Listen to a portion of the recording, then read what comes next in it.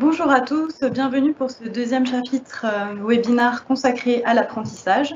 Nous allons traiter en fait de la question des UFA ou CFA, que choisir, et décrypter les avantages et les inconvénients pour les lycées. Ce rendez-vous dure 45 minutes, il va y avoir 30 minutes de présentation et 15 minutes d'échange.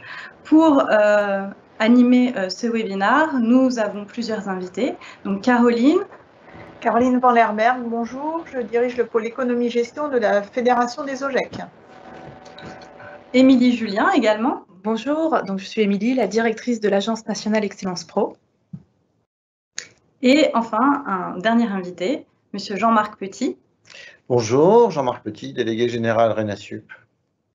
Voilà, donc le webinaire sera bientôt disponible en replay, donc il sera disponible à partir de demain et vous pouvez bien entendu télécharger le support de la présentation. Donc nous allons revenir sur les différentes modalités qui existent pour développer l'apprentissage, donc les CFA, les UFA et également les prestations de formation. Ce webinaire propose une approche technique sur ces questions et nous allons proposer donc plusieurs diapositives qui vont pouvoir mettre en perspective ce sujet. Peut-être, Émilie, commencer par nous décrire ce que sont les CFA. Peut-être, je ne vois pas si les diapositives ont avancé, mais en gros, concernant les CFA, je voudrais commencer avec la perspective que la loi du 5 septembre 2018 a complètement transformé les statuts des CFA. Globalement, depuis le 1er janvier 2019, un CFA est un organisme de formation qui dispense des actions de formation par apprentissage.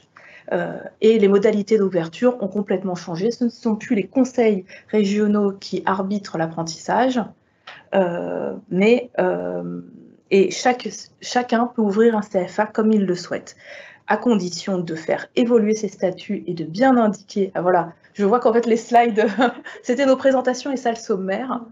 Et donc, est-ce que vous nous entendez bien? Parce qu'on a eu quelques messages nous indiquant en fait qu'il y avait des problèmes de son. Donc, n'hésitez pas dans l'onglet publier une question à nous indiquer si vous nous entendez bien. Merci. Donc, comme l'indiquait Aurélie, voilà, elle vous a présenté le sommaire. Moi, j'en étais ici, effectivement, sur cette slide pour introduire le fait que la loi du 5 septembre 2018 a modifié profondément la formation professionnelle et en particulier le dispositif apprentissage et en libéralisant le marché, concrètement, de l'apprentissage. Les CFA deviennent maintenant des organismes de formation et les modalités d'ouverture sont modifiées car maintenant, pour devenir CFA, il convient de faire évoluer ses statuts, de transmettre une déclaration d'activité à la directe avec la copie de ses statuts et d'obtenir une certification qualité Calliope. Les modalités de gestion d'un CFA évoluent en conséquence. On devra, comme pour les organismes de formation traditionnels, réaliser un bilan pédagogique et financier annuel. Il faudra assurer une facturation auprès des OPCO. Avant, pour les organismes de formation, on facturait auprès des OPCA, mais là, c'est une facturation auprès des OPCO. Et on sera soumis à un suivi qualité à assurer, puisque il y a certes la certification à obtenir, mais il y a un renouvellement auquel il faut procéder. Il y a un audit intermédiaire et de renouvellement au bout d'1 an et demi et 3 ans. Ce n'est pas un chèque en blanc hein, quand on est Calliope. Hein. Il est même prévu que les OPCO, au-delà de la certification Calliope, puissent envisager et aborder la question de la qualité des formations qu'elles ont financées. Effectivement, c'est justement l'objet de la slide suivante, la qualité. Et effectivement, certains OPCO, on le sait, avaient déjà mis en place des services pour faire de l'audit qualité dans les organismes de formation. C'est certain que certains mettront en place de l'audit dans les CFA. Je partage totalement ce point. Alors, tous les OPCO ne le font pas, ne sont pas staffés pour. Donc la certification Calliope, on lui a dédié une slide parce que c'est vraiment un enjeu important pour développer son activité. Cette certification qualité doit être acquise avant le 1er janvier 2022, donc, ou jusqu'au 31 décembre 2021. Oui, alors, alors, tout dépend des statuts. Si nous sommes sur un CFA existant à la date de la loi, au 5 septembre 2018, eh bien, dans ce cas-là, l'échéance est du 1er janvier 2022. Si nous sommes un lycée qui ouvre de l'apprentissage, un lycée sous contrat d'association État, c'est la même chose, c'est le 1er janvier 2022. En revanche, si on a affaire à un CFA pur qui se crée, donc en dehors de la couverture du lycée, dans ce cas-là, nouveau CFA, hors couverture de lycée, eh bien, nous sommes dans ce cas-là sur une échéance beaucoup plus courte, qui est le 31 décembre 2020, c'est-à-dire la fin de cette année. Et ça va venir vite. On recommande dans tous les cas, même à l'échéance de 2021, de s'y prendre dès cette année et de ne pas attendre à se mobiliser sur ce sujet. Oui, parce qu'il y a quelque chose auquel il faut faire très attention, c'est que si, lors de l'audit, vous n'avez pas une approbation suffisante, vous n'êtes donc pas agréé, vous n'êtes pas certifié qualité, et en général, il faut attendre 6 mois pour avoir une nouvelle visite. Ce qui veut donc dire que si vous décidez d'une visite genre en septembre de l'année d'échéance, eh bien, vous ne serez pas certifié pour le mois de janvier suivant, et donc vous devrez arrêter toutes vos activités relevant de la certification de qualité, c'est-à-dire les formations en apprentissage ou les formations financées par des fonds mutualisés dans le cadre de la formation continue. Merci pour ce point. En tout cas, c'est un point, vous l'avez compris, très important.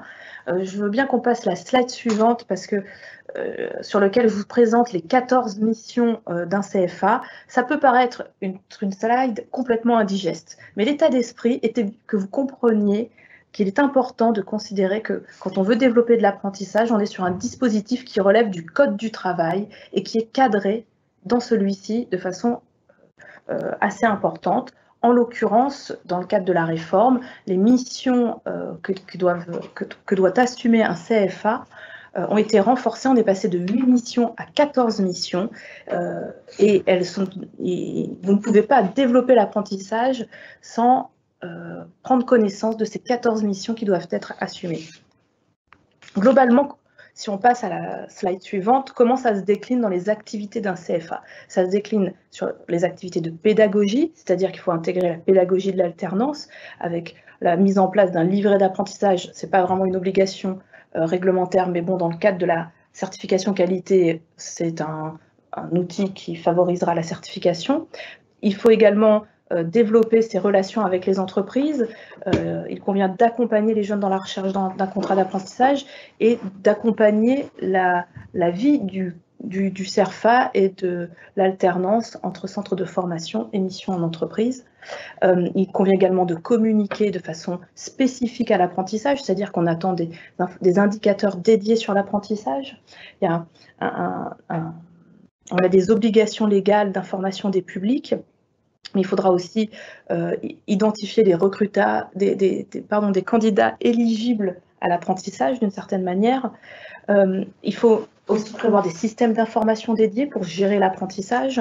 Il y a le sujet qualité, on en a déjà parlé, et également d'un point de vue gestion, il est nécessaire de mettre en place une comptabilité analytique, de réaliser le bilan pédagogique et financier annuel et d'assurer une facturation et le suivi auprès des OPCO. Donc de nombreuses nouvelles activités à mettre en place pour mettre en œuvre la qualité.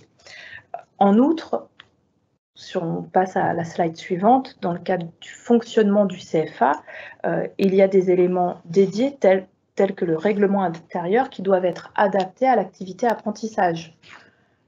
Et également un conseil de perfectionnement qu'il conviendra d'organiser tous les ans et une organisation qui devra être cadrée dans le règlement intérieur.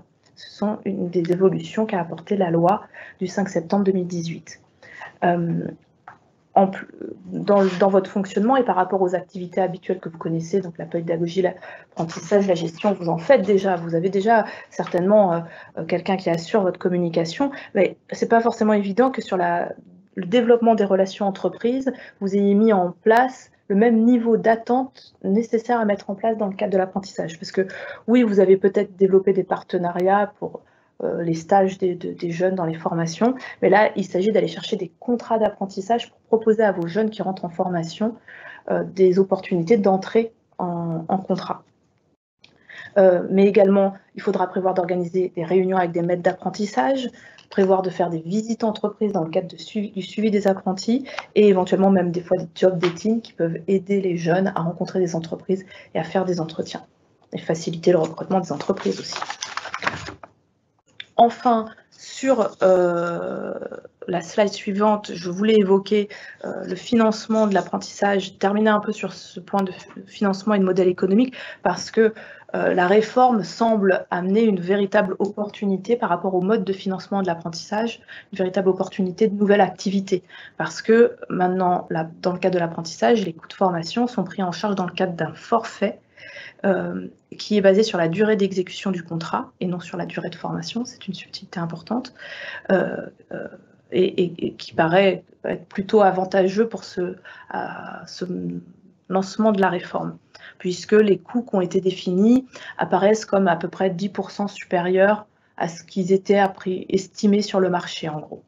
Alors, cette opportunité doit quand même se mettre en perspective avec votre modèle économique. On voudrait pouvoir vous communiquer un modèle économique tout fait d'opportunités de mise en œuvre, mais en fonction des formations que vous dispensez, de vos équipes et des compétences que vous avez dans votre établissement, du territoire dans lequel vous inscrivez, vous devez construire le modèle économique de votre activité. Et des niveaux de prise en charge, puisqu'en fait, ils sont spécifiques à chaque diplôme ou titre préparé. Voilà, donc, il y a beaucoup de paramètres à prendre en compte. Et chaque branche, c'est-à-dire que pour un même diplôme préparé, selon la branche d'origine de votre apprenti, le coût apprenti, celui qui va être versé, peut être différent.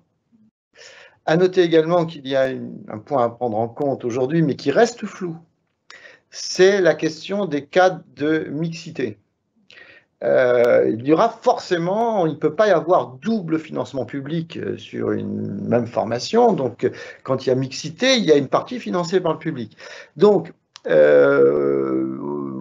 ne sait pas exactement encore totalement comment cela va se gérer, mais ce dont il faut bien tenir compte, c'est du fait qu'il y aura forcément un abattement à partir du moment où il y a mixité, puisqu'on ne peut pas payer un acte de formation 2 fois. Or, quand vous recevez bien sûr votre coût contrat, il y a une partie qui va à la formation et une autre partie qui est financée par le contrat d'association à l'État.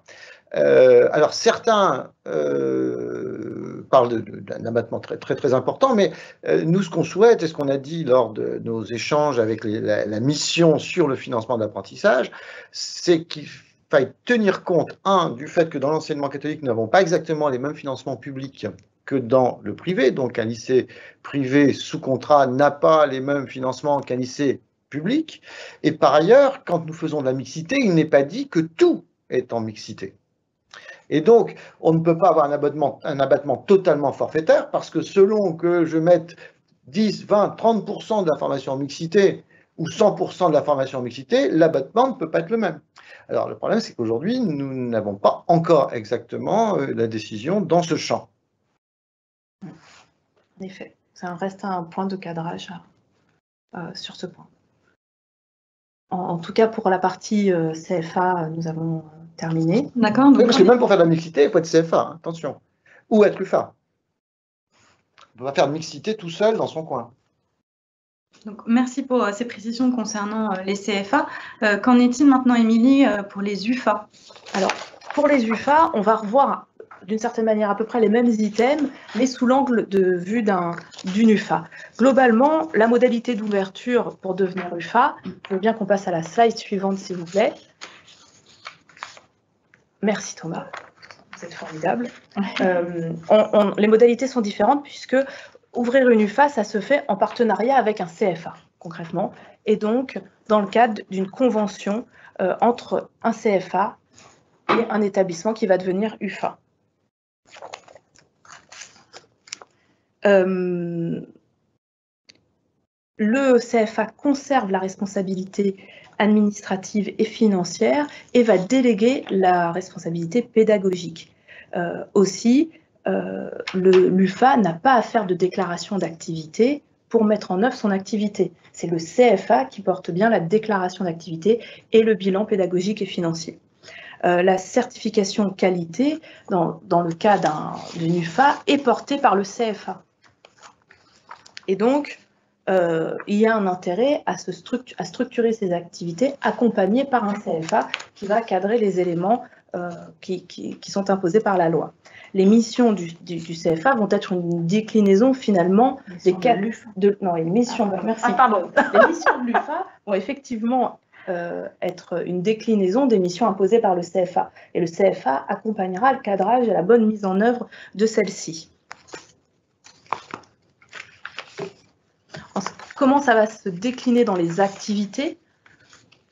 Ce qui concerne la slide suivante, on va retrouver les mêmes items, la pédagogie de l'alternance qui est à mettre en place, et ça qui sera forcément mise en place, qui devra être intégré au sein de l'UFA, les relations avec les entreprises sur lesquelles le CFA pourra vous accompagner, la communication également qui pourra être centralisée, où vous pourrez réaliser des démarches de sourcing de jeunes ensemble et de consolidation des données, un système d'information qui peut être partagé, la qualité, on l'a déjà vu, et la gestion, autant d'éléments qui vont faire l'objet entre le CFA et l'UFA d'un accord sur les différents services que le CFA peut apporter à son UFA.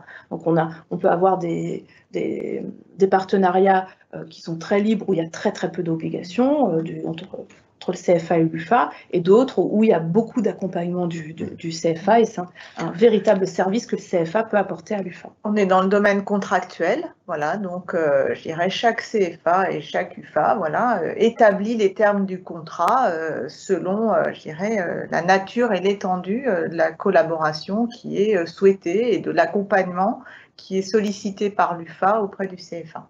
Oui, c'est ça. C'est-à-dire que quand on évoquait tout à l'heure ce qu'impose le CFA à l'UFA, la seule chose qui soit réellement imposée, c'est ce qui est défini par le cadre légal. C'est-à-dire que la loi prévoit un certain nombre d'obligations du CFA et naturellement, ces obligations se déclinent sur ces UFA et elles ne sont pas négociables. En revanche, il y a une multitude de services autres qui peuvent être développés et qui naturellement vont amener demande de contribution. Et c'est là, évidemment, que doit s'engager une forme de négociation entre le lycée qui veut créer son UFA et le CFA. Existant. Alors, en termes de fonctionnement, comment ça va se passer? Globalement, dans le cadre de la réforme, les comités de liaison qui étaient imposés auparavant par la loi ont disparu. Mais concrètement, il est vivement recommandé d'organiser entre le CFA et l'UFA régulièrement des réunions qui permettront de cadrer les activités et de façon opérante assurer le suivi des activités. D'un point de vue financement et modèle économique, il est vraiment important, on est sur la slide suivante, je ne suis pas sûre qu'on l'ait passé.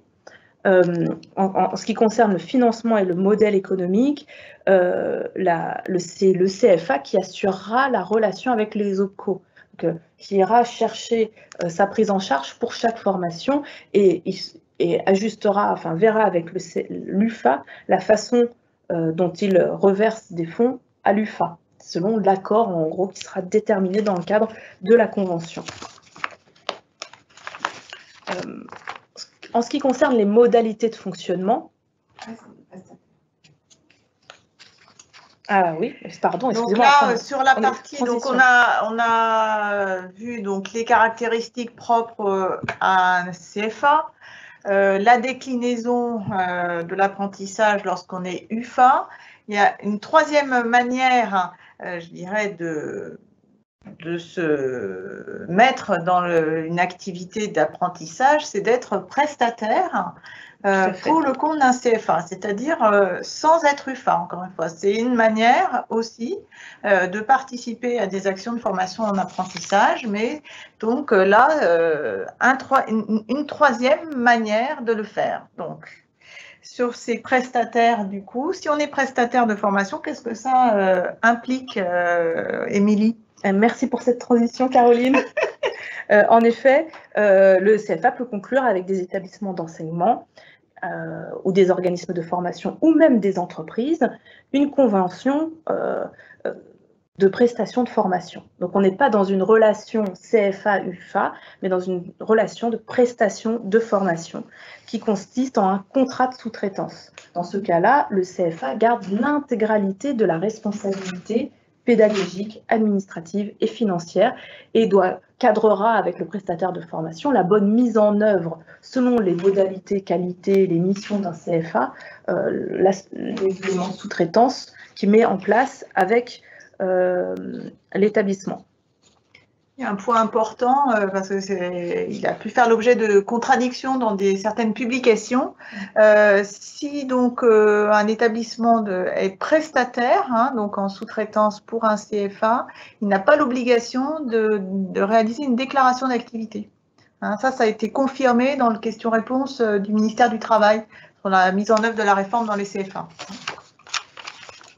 Et l'UFA non plus, d'ailleurs. Et l'UFA non plus, oui, on l'a déjà dit. Non, mais ça a été posé. J'ai vu que c'était posé. Voilà. Ah, tout à fait, très bien, merci. Effectivement, pour l'UFA également. Il y avait un doute sur la partie prestataire qui intervient en sous-traitance. Et donc, le ministère a confirmé que là, dans cette situation de sous-traitance, pas de déclaration d'activité à faire. Comme pour l'UFA, donc. Voilà. Il n'y a pas à se déclarer à la directe quand on est UFA, également, dans ces deux cas. Donc, si on passe à la slide suivante, les modalités de gestion pour un prestataire de formation nous feront qu'on sera quand même sujet à une comptabilité analytique pour déterminer le tarif de facturation de l'action de formation. C'est-à-dire qu'en tant qu'établissement, il va bien falloir que vous déterminiez votre prix auprès du CFA. Donc à ce moment-là, une comptabilité analytique sera nécessaire.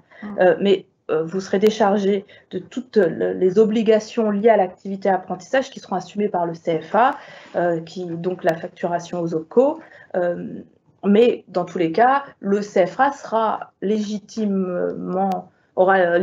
à vous demander un certain nombre d'informations pour répondre à ses obligations légales et qualité dans le cadre de la mise en œuvre de ces activités. C'est vraiment une solution très allégée pour se lancer ponctuellement, pour avoir quelques apprentis, concrètement.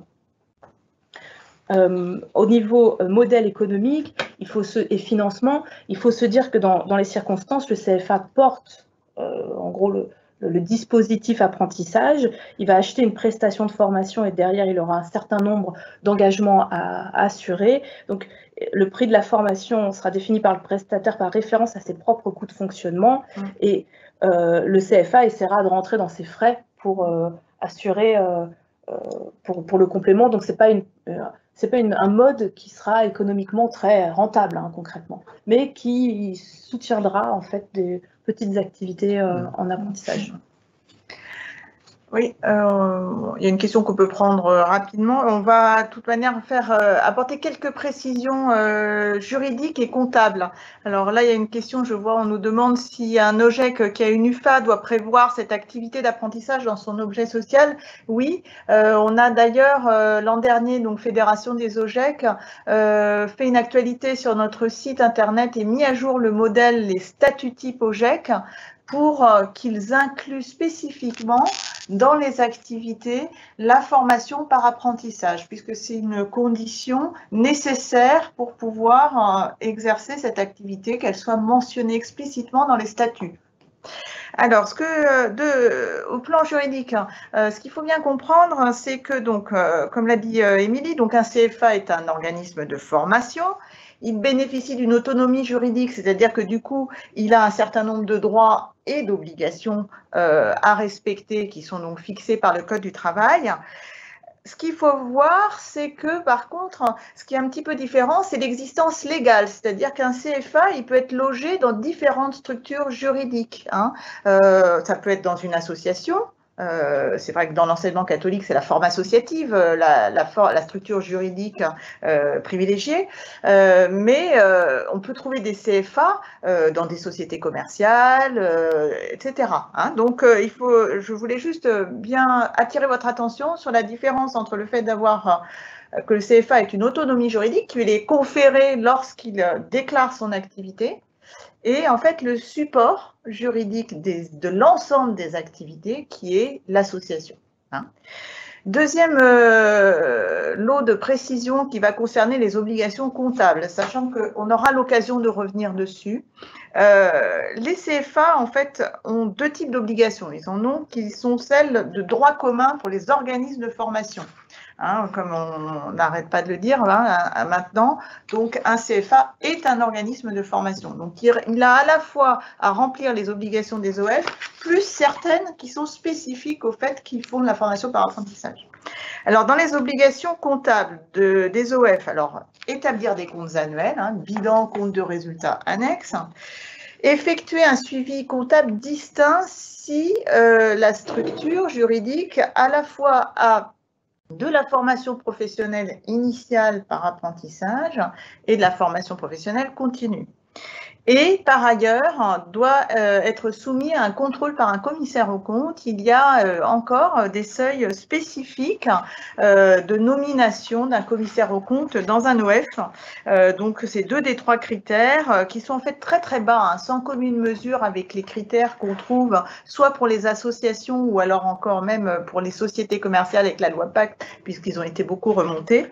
Là, dans le cadre des OF, hein, donc pour avoir l'obligation d'avoir un commissaire aux comptes, et il faut avoir soit au moins 3 salariés, soit au moins 153 000 € de chiffre d'affaires ou de ressources annuelles, soit 230 000 € de total de bilan.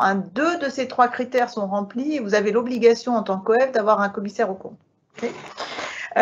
Deuxième sujet, alors, qui là fera l'objet hein, d'un complément, ça va être les obligations analytiques. Hein. Donc on l'a vu, un CFA a l'obligation de mettre en place une comptabilité analytique, mais en fait on attend la publication d'un arrêté ministériel hein, qui est cité dans le Code du travail et qui va en fait préciser les règles de mise en œuvre de cette comptabilité analytique. Alors il y a un projet d'arrêté qui circule, mais très sincèrement, je préfère attendre que le texte soit paru et qu'on y consacre une présentation spécifique parce que forcément, ça va impacter, je dirais, votre organisation interne pour pouvoir effectivement rendre compte de l'utilisation finalement des financements publics perçus, hein, les fonds reçus des OPCO, hein, ce sont des financements publics qu'il faudra du coup en justifier.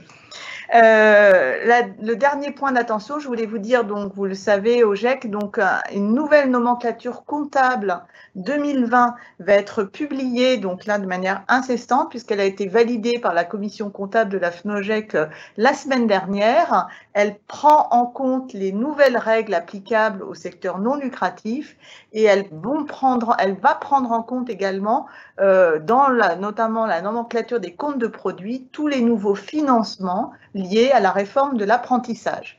Donc là aussi, on va avoir l'occasion de revenir dessus, mais sachez que vous disposerez au niveau comptabilité générale également d'une nouvelle structure des comptes de produits qui vous permettra d'enregistrer correctement l'ensemble des ressources que vous percevrez.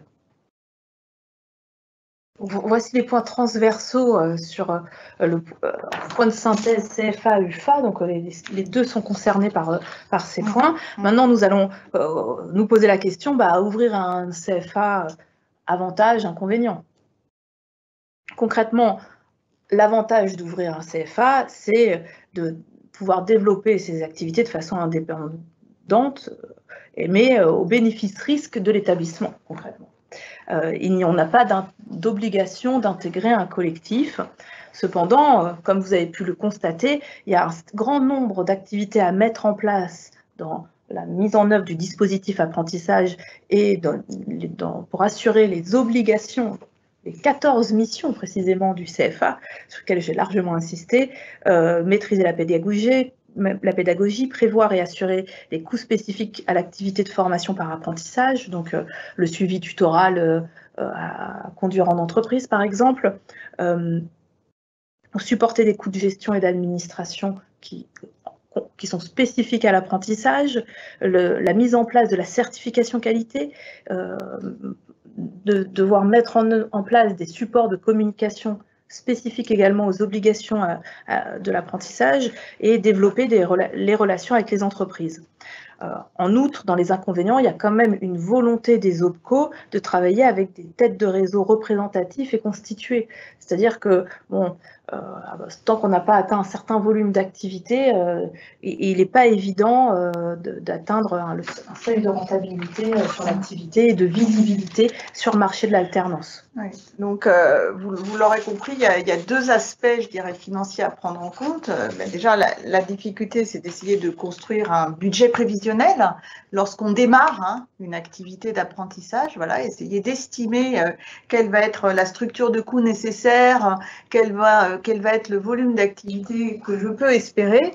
Et ça veut dire quoi? Ça veut dire concrètement qu'il faut avoir de la trésorerie, il faut avoir du fonds de roulement disponible pour pouvoir accompagner la montée en charge espérée de l'activité. Donc, je dirais vigilance vraiment sur les aspects économiques, financiers. Alors, une question, Caroline, au niveau des comptes, on est sur une année civile ou sur l'année scolaire? Une question. Alors, en tout cas, encore une fois, le support juridique, c'est donc l'association. Donc, l'association, l'OGEC, a l'obligation statutaire d'établir ses comptes sur l'année scolaire. Voilà.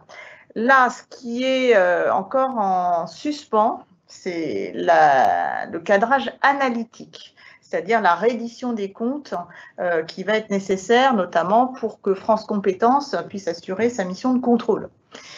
Dans le projet d'arrêté, ils ont l'air de faire référence à un exercice année civile, ce qui effectivement nous arrangerait pas, puisque ça veut dire qu'il faudra, si c'est confirmé, faire une situation intermédiaire au 31 décembre de manière à pouvoir, je dirais, faire une remontée analytique selon le format année civile. Mais encore une fois, l'obligation comptable, elle porte sur la personne morale, la structure juridique, donc l'OGEC, lui, est calé sur l'année scolaire.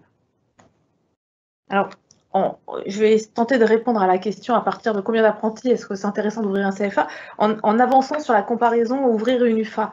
C'est-à-dire qu'on n'a pas de recette toute cuite à vous proposer à partir de tel seuil CFA, ça vaut le coup, UFA tel seuil, parce qu'on peut être un très gros UFA dans un CFA.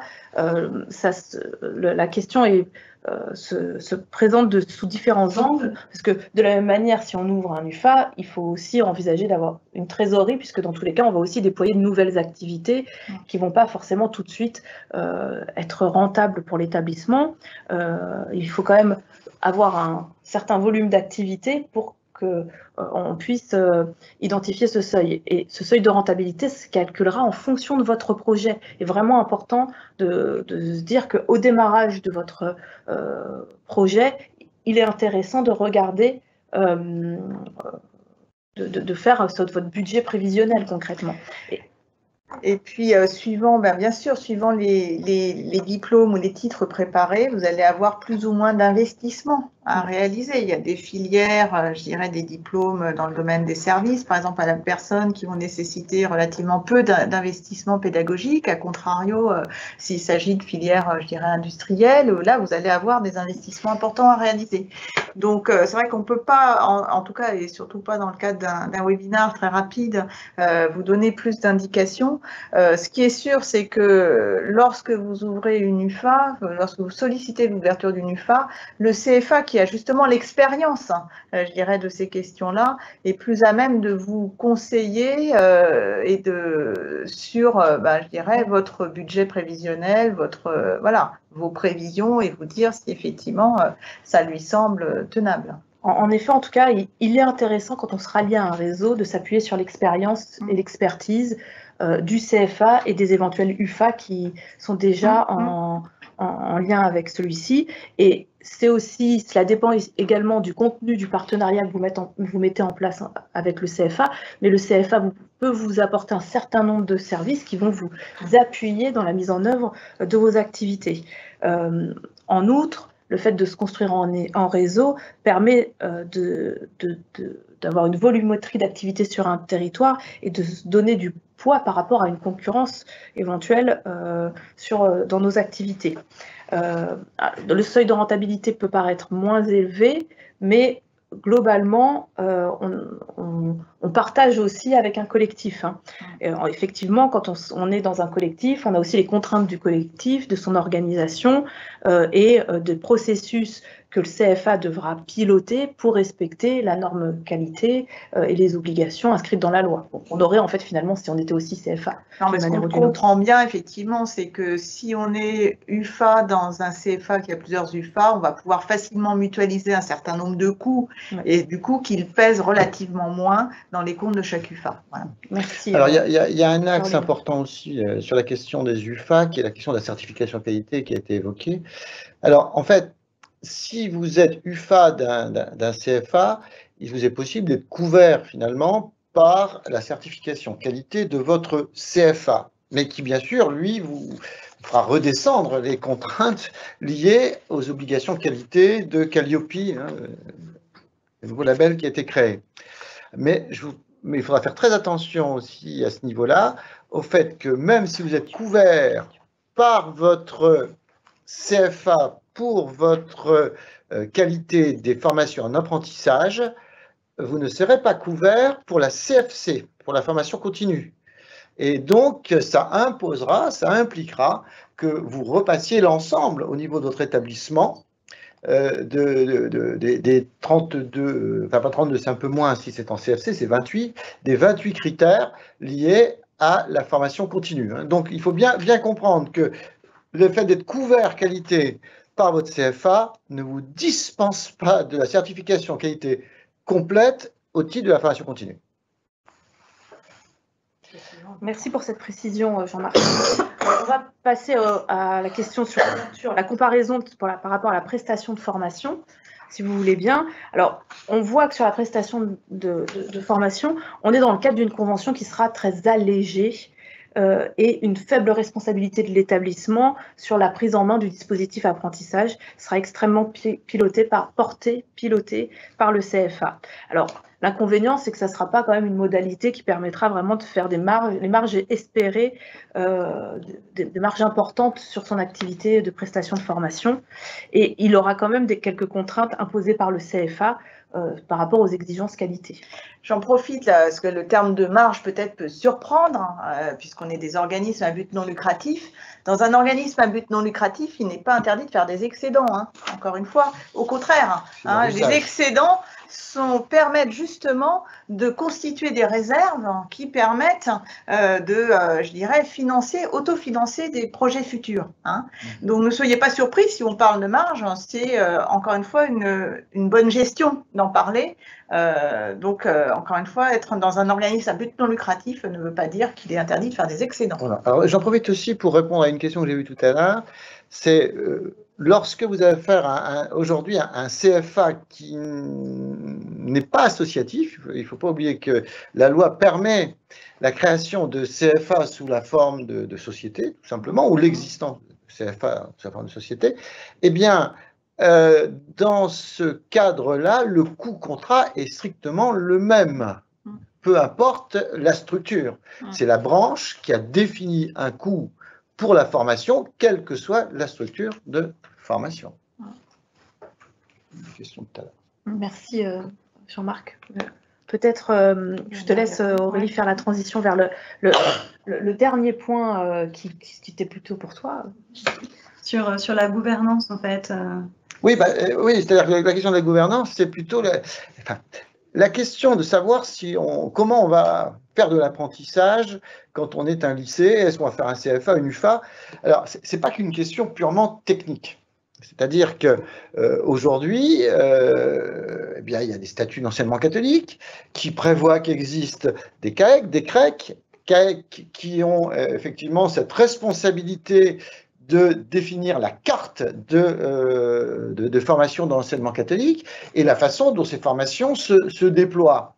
Et on sait aujourd'hui que d'un CAEC à l'autre, ou d'une région à l'autre, plutôt d'une région à l'autre d'ailleurs, eh bien, des process plus ou moins, assez différents ont pu être adoptés. Certains endroits, on a dit, il y aura un CFA pour l'enseignement catholique, point, et tous les autres pourront travailler, mais dans une logique d'UFA. Dans d'autres endroits, on a décidé qu'il y aurait par exemple 3 CFA qui ont été identifiés et il est important que les UFA travaillent avec ces CFA. Ce qui a été aussi abordé à certains endroits, pas à d'autres, ça a été la question pour la carte, c'est comment garder un minimum d'agilité. C'est-à-dire que pourquoi il y a une vraie problématique finalement, une espèce de grand écart entre la nécessité de réguler un minimum ce qui se passe à l'intérieur de l'enseignement catholique, sachant qu'en plus l'apprentissage peut avoir un impact sur la formation sous statut scolaire et qu'on ne peut donc pas prendre des décisions de carte sans tenir compte d'un certain nombre d'équilibres autour des formations scolaires et des formations sous statut d'apprentissage, mais qu'en même temps, nous sommes dans un secteur exposé à une concurrence extérieure, avec la dérégulation, qui fait que les régions ne régulent plus, et que donc nous devons également avoir tous les atouts de l'agilité pour faire face à une concurrence extérieure. Nous avons de multiples atouts dans le cadre de notre organisation, mais nous pouvons aussi, si nous étions un peu trop lourds, finalement transformer nos atouts disons, en faiblesse. Et donc, à certains endroits, eh bien, les CAEC ont décidé de procédures accélérées pour les décisions d'ouverture, par exemple. Je pense à l'Aquitaine ou dans le Nord, où ont été mis en place des processus d'instruction et de décision. Mais il ne faut jamais l'oublier, ça reste une décision à caractère, on va dire, entre guillemets, politique. C'est-à-dire que la carte revient bien aux instances de l'enseignement catholique. Après, on peut définir des procédures qui permettent de répondre avec toute l'agilité nécessaire aux besoins d'une concurrence extérieure. Et c'est pour ça qu'il est important de bien connaître le processus, les contraintes techniques et juridiques liées à la dimension d'apprentissage, mais aussi être dans toute, ne pas oublier que nous sommes dans une organisation avec des stratégies qui peuvent être d'ailleurs différentes selon les lieux, mais quand même dans le cadre d'une organisation. Même des fois, même les secteurs d'activité. On voit que par exemple sur les métiers de la métallurgie, on a intérêt à prendre en compte les CFAI très installés sur les territoires et sur ces activités, oui, par exemple. Mais même ça, c'est une décision politique locale. Tout à fait. On peut très bien dire que non, c'est peut-être pas une bonne idée. Oui. C'est peut-être pas une bonne idée, mais il y a quand même une logique de politique locale. Ouais. Ouais, parce que je peux aussi, parce que je travaille avec le CFAI, déséquilibrer d'autres formations qui n'étaient pas ouvertes avec le CFAI. C'est pas aussi simple. Et donc, c'est pas au CFA tout seul de décider s'il va aller, ou à l'UFA, si elle va aller dans ce sens-là. Merci pour ces éclairages. Le webinaire touche à sa fin. Un troisième chapitre sera consacré donc en fonction de l'actualité, soit à la qualité ou soit justement à la comptabilité analytique, comme l'a précisé Caroline. Émilie, est-ce que vous avez un dernier mot à ajouter, et notamment un événement, je crois? Oui, oui, c'est ça. Je voulais vous donner rendez-vous au Salon Excellence Pro les 12 et 13 mars, où vous pourrez rencontrer de nombreux experts du sujet apprentissage et participer à des tables rondes thématiques à ce sujet. Je souhaitais également vous donner rendez-vous. Vous avez reçu récemment un Save the Date. Notre prochaine journée gestion organisée par la Fédération des OGEC aura lieu le 13 mai 2020 à la Maison de la Chimie. Et parmi les thèmes qui seront abordés en plénier le matin et l'après-midi sous forme d'atelier, il y aura bien évidemment les impacts de la réforme de l'apprentissage sur la gestion de nos OGEC. Voilà, donc notez bien également cette date, 13 mai 2020. Le module d'inscription vous sera transmis d'ici la fin du mois de février. Ah ben moi, je renforce le rendez-vous des 12 et 13 mars en étant co-organisateur. Et il y a effectivement un quartier des experts qui va être mis en place pour de véritables réponses individuelles à votre questionnement. Et donc, si vous avez des petites questions un peu expertes, eh bien, nous serons là. Nous serons là aussi sur les titres RNCP, parce que souvent, on raisonne diplôme, on ne raisonne pas assez titres RNCP. Il y aura aussi des experts des titres RNCP sur comment développer dans nos établissements des titres RNCP en les créant ou en les sous-traitant. Enfin, on en reparlera. Voilà, merci à tous pour votre attention et on vous donne rendez-vous donc pour ces prochains rendez-vous. À très bientôt. Au revoir. Au revoir. Au revoir.